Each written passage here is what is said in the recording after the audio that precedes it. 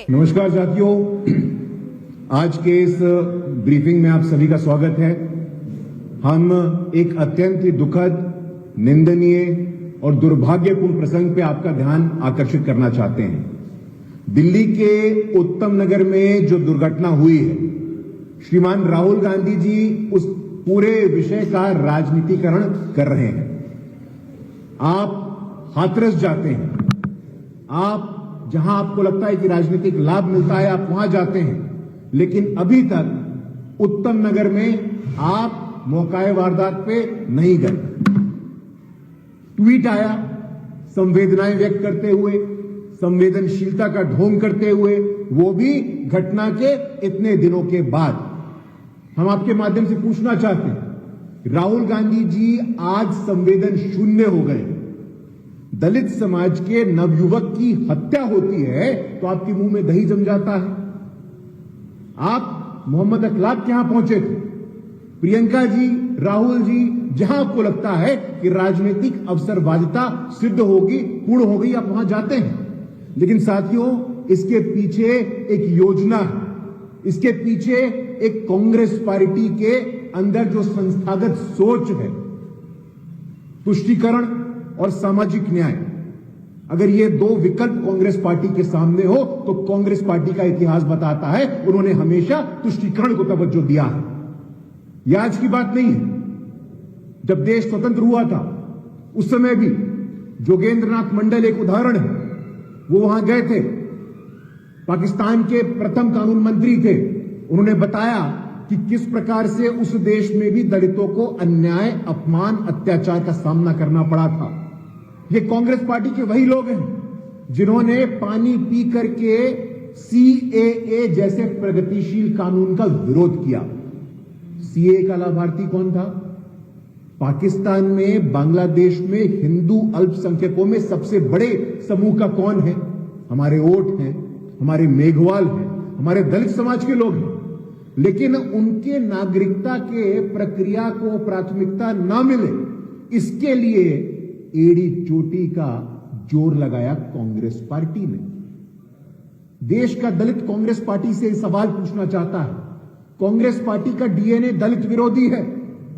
Congress party के लोगों को जब भी विकल्प मिलता है, ऑप्शन मिलता है अपीसमेंट का, सोशल जस्टिस का, तो अपीसमेंट को चुनते हैं। हम भूले नहीं है, रंगनाथ मिश्रा कमेटी की रिपोर्ट हो, सच्चर कमीशन की रिपोर्ट हो, जामिया मिलिया विश्वविद्यालय, अलीगढ़ मुस्लिम विश्वविद्यालय, वहां पे एडमिशन में, रिक्रूटमेंट में अनुसूचित जाति को आरक्षण नहीं प्राप्त होता है।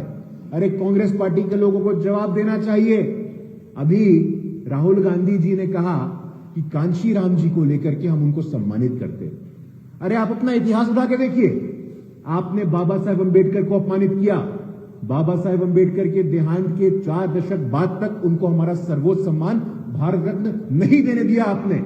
आखिरकार केंद्र में गैर कांग्रेस की सरकार आई जो भाजपा द्वारा समर्थित थी। उस सरकार ने बाबा साहब अंबेडकर को सर्वोच्च सम्मान भारत रत्न से सम्मानित किया। आप क्या करेंगे कांशीराम जी को सम्मानित?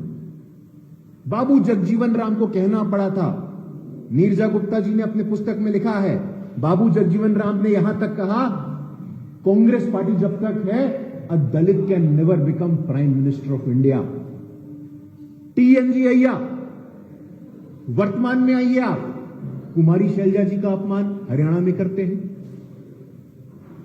सीताराम केसरी जी, बिहार में चुनाव होता है तब सीताराम केसरी जी आपको स्मरण आते हैं, उनको श्रद्धा सुमन अर्पित करते हैं। लेकिन हमारे पत्रकार बंधुओं को याद है कि किस प्रकार से बिहार के उस पिछड़े समाज के व्यक्ति की धोती तक खींच करके कांग्रेस के दफ्तर में उनको अपमानित करने का काम किया गया था। आप कौन होते हैं?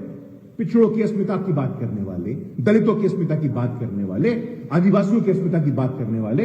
पहली बार साथियों इस देश के इतिहास में संविधान के सर्वोच्च स्थान पे आदिवासी की बेटी को बैठने का मौका मिला है तो भारतीय जनता पार्टी की सरकार में मिला है। अपने मुंह से आप दलितों की बात ना करें तो बेहतर होगा। इतने प्रांतों में आपकी सरकारें हैं। आप कहते हैं ना, कहां है एससी एसटी ओबीसी? स्लीव उठा करके, कॉलर बिल्कुल चढ़ा करके, कहां है एससी एसटी ओबीसी? बीजेपी को मौका मिला, उड़ीसा में पहली बार हम सरकार में आए, आदिवासी समाज का मुख्यमंत्री बनता है। छत्तीसगढ़ में आदिवासी समाज का मुख्यमंत्री बनता है। मध्य प्रदेश में दलित समाज का उप मुख्यमंत्री बनता है। राजस्थान में दलित समाज का उप मुख्यमंत्री बनता है। साथियों, कुल मिला के बात इतनी सी है, दिल्ली के उत्तम नगर प्रसंग से यह सिद्ध हो गया है, यह साबित हो गया है कि सामाजिक न्याय और तुष्टीकरण में if there is a choice between social justice, between constitutional values and minority appeasement, the Congress party has always chosen minority appeasement. मुझे लगता है कि आज भी तमाम जितने कांग्रेस पार्टी के नेतागण हैं उनको स्पष्टीकरण देना चाहिए। आप हमें वोट बैंक समझते हैं, आपको लगता है कि मान्यवर कांशीराम जी का नाम लेकर के आप हमें ठगने का काम करेंगे, आपको लगता है कि बाबू जगजीवन राम का नाम लेकर के आप हमें ठगने का काम करेंगे, लेकिन आपके माध्यम से ये बात मैं सिद्ध करना चाहता हूं, स्पष्ट बोलना चाहता हूं कि आज का दलित बदल गया है। आज का दलित हिस्सेदारी चाहता है, शासन में प्रशासन में भागीदारी चाहता है, आपकी तरह नहीं।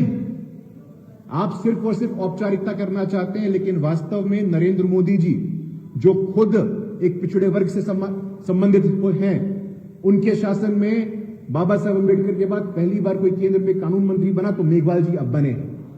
पहली बार चेयरमैन रेलवे बोर्ड दलित समाज का कोई व्यक्ति बनता है तो अब बनता है। पहली बार कोई आदिवासी समाज का व्यक्ति सीएजी बनता है तो मुर्मू जी अब बनते हैं।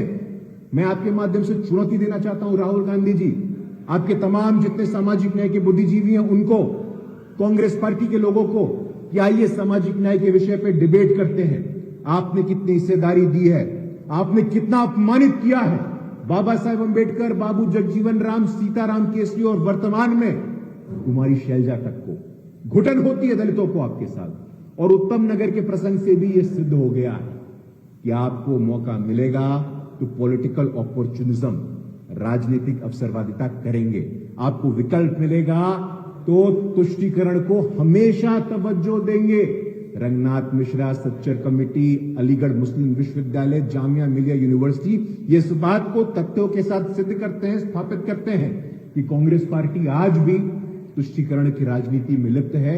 सामाजिक न्याय से, संवैधानिक मूल्यों से, संवैधानिक आदर्शों से, पिछड़े वर्गों की हिस्सेदारी से, वंचितों की अस्मिता से आपका कोई संबंध नहीं है। उत्तम नगर के प्रसंग से ये